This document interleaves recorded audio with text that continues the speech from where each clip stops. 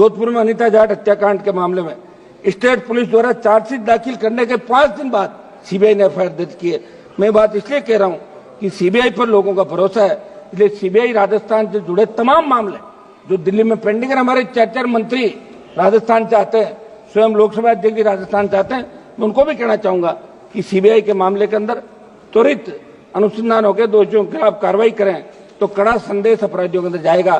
CBI के मामले को राजस्थान के हमारे बहुचर्चित मनोहर राजपुरोहित अपहरण की जांच हाईकोर्ट के निर्देश के बाद सीबीआई ने अभी तक शुरू नहीं की, लंबे संघर्ष के बाद लवली कंडारा एनकाउंटर की जांच तो शुरू हो गई, सीबीआई ने कर दी, लेकिन बाड़मेर जिले के कमलेश प्रजापति फर्जी एनकाउंटर की जांच के अंदर कुछ नेताओं के नाम आ रहे हैं, वो जांच सीबीआई ने अभी चालू नहीं की। हम चाहते कि इसमें क्या कार्रवाई सदन को मालूम पड़ना चाहिए। प्रयागराज महाकुंभ में दिनांक 29 जनवरी को मौनी अमावस्या के दिन भगदड़ के अंदर जो दिवंगत लोग हुए उनको मैं श्रद्धांजलि अर्पित करता हूं और देश की सरकार से मांग भी करता हूं कि इस भगदड़ में मृतकों के सही आंकड़े नाम के साथ देश की जनता के समक्ष रखे जाएं। कुंभ हमारी सनातन संस्कृति और आस्था का संगम है। सदियों से इस देश में महाकुंभ का आयोजन भी होता जा रहा है, लेकिन सरकार अपनी नाकामी छुपाने के मृतकों के सही आंकड़े नहीं दे रही है। सभापति महोदय, इसको लेके पूरे वर्ल्ड में देश के अंदर कुंभ का जो क्रेज था, इसमें कोई दो राय नहीं, एक मिनट, करोड़ों लोग इसके अंदर स्नान भी कर गए, लेकिन आज भी कई लोग अपने परिजनों को ढूंढ रहे हैं। तो सरकार को इसमें नाकामी किसकी रही, स्टेट गवर्नमेंट की रही, किन की रही, जिम्मेदारी किन की थी, कौन आयोजन वह करवा रहे थे, कौन अधिकारी थे, इनके खिलाफ भी इस मामले में कार्रवाई, सरकार को बड़ी कार्रवाई करनी चाहिए, ये मैं मांग करता हूं। सभापति महोदय, किसान और एमएसपी, किसान कर्ज माफी का कल भी मेरा सवाल था। सभापति महोदय, जो कृषि बजट आप लाए उससे शायद 2 गुना 3 गुना किसानों पर कर्जा होगा देश के अंदर।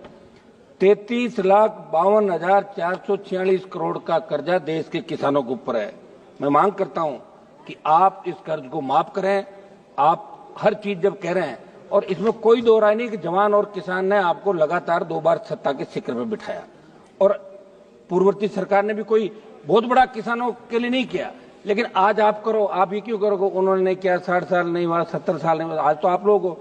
तो किसान कर्ज माफी की मैं मांग दोहरा रहा हूं कि पूरे देश के अंदर राजस्थान सहित आप किसान का कर्जा माफ करें। एमएसपी खरीद पे जो गारंटी कानून की आपने बात करी थी, तीनों कृषि बिल 700 किसानों की शहादत के बाद आपने लिए, तो मैं मांग करता हूं कि तमाम ये राइडर जो 25 क्विंटल का आप रखते हैं, 25 क्विंटल हम खरीदेंगे, बाद में नहीं हटाएंगे, इस राइडर को हटाते, बाद में नहीं कि राइडर को हटाते हुए तमाम खरीद आप करें, ये मैं आपसे मांग करता हूं। किसानों की आर्थिक स्थिति सुधरेगी, बूस्टर डोज मिलेगा, एक बार संपूर्ण कर्जा माफ करें, जिस तरह चौधरी देवीलाल ने 90 के अंदर 10,000 का मूल कर्जा जो ब्याज से चाहे 1,80,000 2 लाख, तब आप लोग भी इसी चाहते हैं तो माफ किया था, ये मैं मांग करता हूं।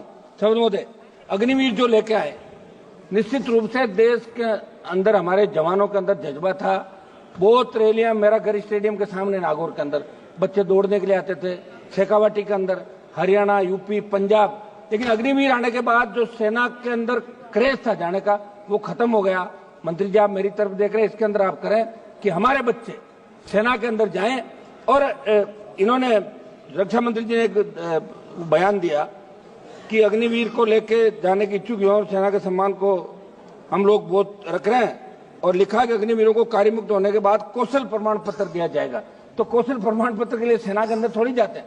हमारी जो सेना है, वर्ल्ड की सबसे नंबर 1 सेना, थल सेना, हमारी एयरफोर्स, हमारी नेवी।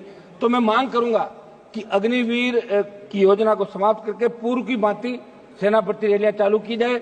और हमारी आई रेजिमेंट का मामला, हमारे अलवर से मंत्री जी आते हैं, गुजर रेजिमेंट का मामला, तमाम रेजिमेंट जो पहले यहाँ देश के अंदर थी, उन रेजिमेंटों की पुनर्स्थापना करें, नई रेजिमेंट बनाए जो लड़ाके देश के अंदर, जो मार्शल जातियां हैं वो चाहती कि हमारी रेजिमेंट भी सीमाओं पर लड़े, तो उन रेजिमेंटों की स्थापना भी आपको करनी चाहिए, ये मैं मांग करता हूं।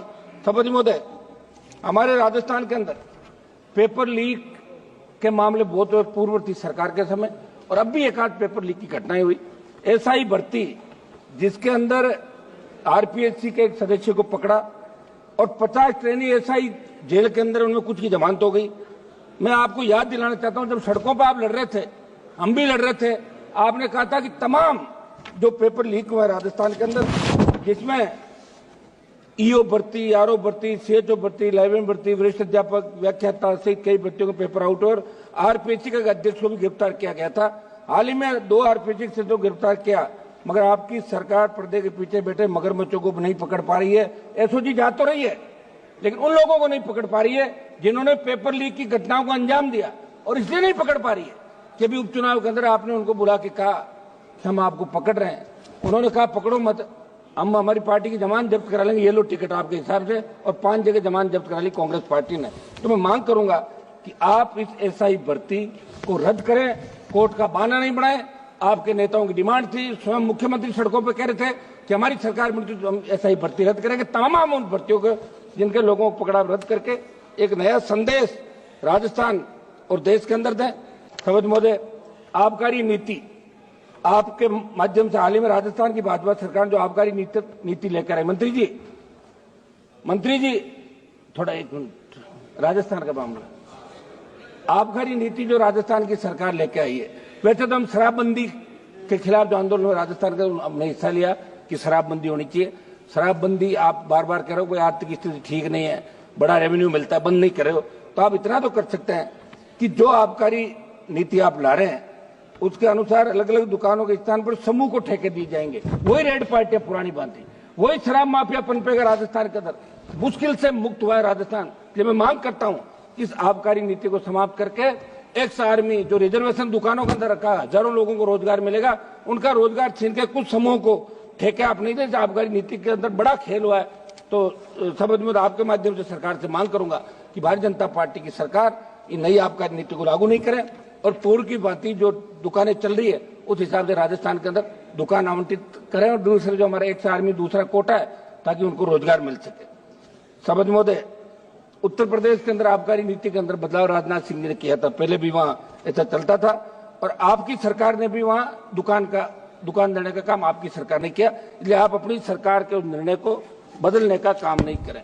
समझ महोदय, निवेश के अंदर प्रधानमंत्री जी राजस्थान में विसर्जन राजस्थान नाम के कार्यक्रम का उद्घाटन किया। मैं आपके माध्यम से सदन को बताना चाहता हूं कि प्रदेश में उद्योगों में जुड़े निवेश लाने के लिए इस तरह का कार्यक्रम किया गया, अरबों रुपए खर्च करके इसका प्रचार किया। एक तरफ, दूसरी तरफ राजस्थान राइजिंग से प्रदेश में निवेश की तैयारियों के बीच 20% निर्यात घट गया।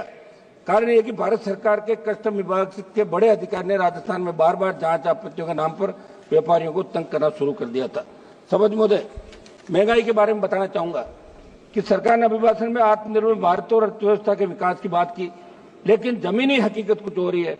महंगाई चरम पर, आम जनता की क्रय शक्ति लगातार घट रही है। खाद्य पदार्थों, ईंधन, रसोई गैस, दवाओं की कीमतें आसमान छू रही है। पेट्रोल डीजल के दामों में लगातार बढ़ोतरी हो रही है। 2014 से 24 के बीच अंतर्राष्ट्रीय बाजार के अंदर प्रति बैरल क्रूड ऑयल की कीमतें घटी थी, लेकिन आपने फिर भी 100 रुपए से ज्यादा पेट्रोल डीजल पे कीमत आप ले रहे हो। तो आम आदमी को आप राहत दें, वो आपका मतदाता है, ये मैं मांग करता हूं। समझ महोदय, फसल बीमा, सबसे बड़ा घोटाला फसल बीमा के अंदर हो रहा है। अब आपने एक नया कर दिया क्रॉप कटिंग, और अगर फसल आपने बो दी और वो उगी नहीं तो उसका ही आप उनको बीमित कर रहे हो। जो खड़ी फसल है उसको भी श्रेणी के अंदर लिया जाए, और फसल बीमा कंपनियां जो है, हम दिशा की मीटिंग के अंदर बुलाते, दूसरे उसमें बुलाते, कोई आता ही नहीं, कोई सही जवाब नहीं देता। तो फसल बीमे का, प्रधानमंत्री फसल बीमा का जो आप प्रचार कर रहे हो, प्रत्येक व्यक्ति को राहत मिले, प्रीमियम लेने के बाद उसका हक भी बनता है। इस दिशा में फसल बीमा में सुधार आपकी सरकार को करने चाहिए।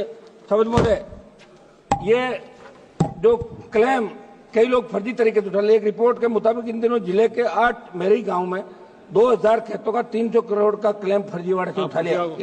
ये प्रधानमंत्री जी फसल बीमा योजना की सार्थकता का लाभ असली। एक मिनट आप सुनो, 1 मिनट में समाप्त कर रहा हूँ सभापति जी, 1 मिनट सभापति जी, 1 मिनट, आधा मिनट, एक विषय हो रहा है मेरा, तो इसमें फसल बीमा पे नए सिरे से करें। एक विषय हमारा अलवर से मंत्री जी आ रहे हैं सर, मुख्यमंत्री जी को 1 मिनट साहब, सभापति जी आधा मिनट साहब, आधा मिनट सर, हम रात को 12 बजे तक कोरम पूरा करते हैं, ऐसे क्या कर रहे हो? आधा मिनट दे साहब। सभापति जी, अभी हमारे राजस्थान पुलिस के सहायक उप निरीक्षक स्वर्गीय सुरेंद्र कुमार चौधरी ने 11 दिसंबर 2024 को राजस्थान के मुख्यमंत्री महोदय के काफिले की सुरक्षा करते हुए एक गाड़ी तेज आ रही थी, प्राणों की आहुति दे दी। और अलवर से हमारे मंत्री जी आ रहे हैं, इनसे भी मिले, उपराष्ट्रपति से मिले, और मुख्यमंत्री जी उनके घर पे भी गए। शहीद का दर्जा देना उनके परिवार को आर्थिक परिलाभ देना, और नायब तहसीलदार की नौकरी तो मांग रहा है, कौन सा आप कलेक्टर बना रहे हो? पहले भी आपने बनाई राजस्थान के अंदर। ये किसान का बेटा है, सादत दी है, और पूरे देश में संदेश। एक मिनट समाप्त तो करने था, समाप्त तो करूँ नहीं, समाप्त 30 सेकंड समाप्त दे दिया हम आपको। लोग तो 15-15 20 मिनट भाषण झाड़ गए। नहीं, हम समाप्त करा नहीं, समय से समाप्त कर रहा हूँ, समाप्त तो करने दें मैडम। आप सभापति जी समाप्त करने दें, इस तरह मत करें साहब आप।